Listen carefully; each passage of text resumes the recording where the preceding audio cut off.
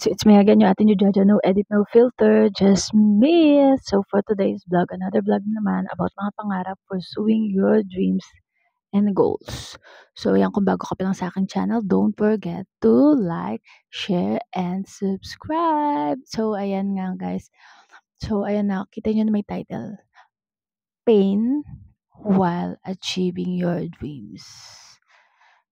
So, nafi-feel mo yung pain habang inaabot mo yung mga pangarap mo. Pain while achieving your dreams. What I'm trying to say is, itong title na to is, this is about mga thoughts ko, mga experiences about sa mga pangarap. So, I'm not so expert, but I just want to share to all of you sa mga gusto makarinig nito. So, marami tayong pinagdadaanan mga pain habang gusto nating abutin mga pangarap natin. We only live once here in this world. You only live once. Kaya ako, marami tayong failure sa life. Marami tayong pinagdaanan. Pero kung maiisip nyo, nangyayari yon for a purpose. Pero it doesn't mean you stop. You stop achieving your dreams.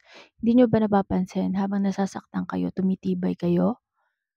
Habang nakakaramdam kayo ng mga sakit, tumitibay kayo.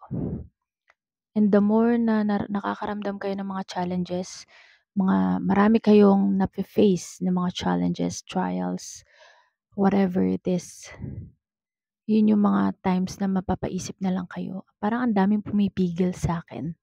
Ang daming pumipigil sa'yo to achieve your goals and dreams. Right? So, doon kayo wag mag-stop. Kasi meron tayong mga hindi nakikita na they are trying to stop us. Kasi meron sila nakikita sa future natin, na bigger future natin, na nilaan para sa atin. Kaya tayo pinipigilan. So, the more na maraming challenges, the more na okay yun. Kasi the more ka na magpursige, ipursue mo yung dreams mo to achieve it.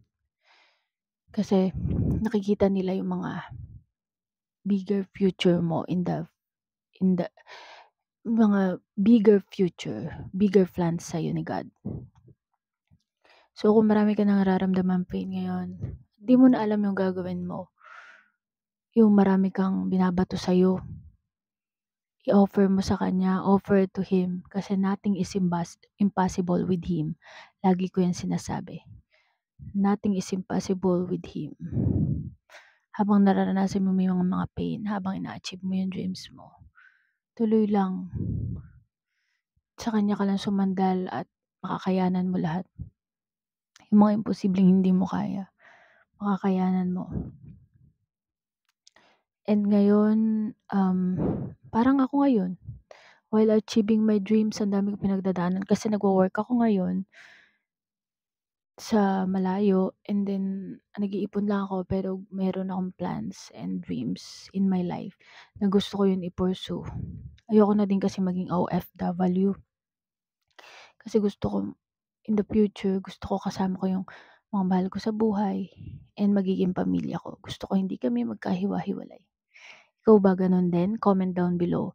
Kung bago ka lang sa akin channel, don't forget to like, share, and subscribe kung gusto mo itong iparinig sa iba. Okay? Bye! See you in my next vlog!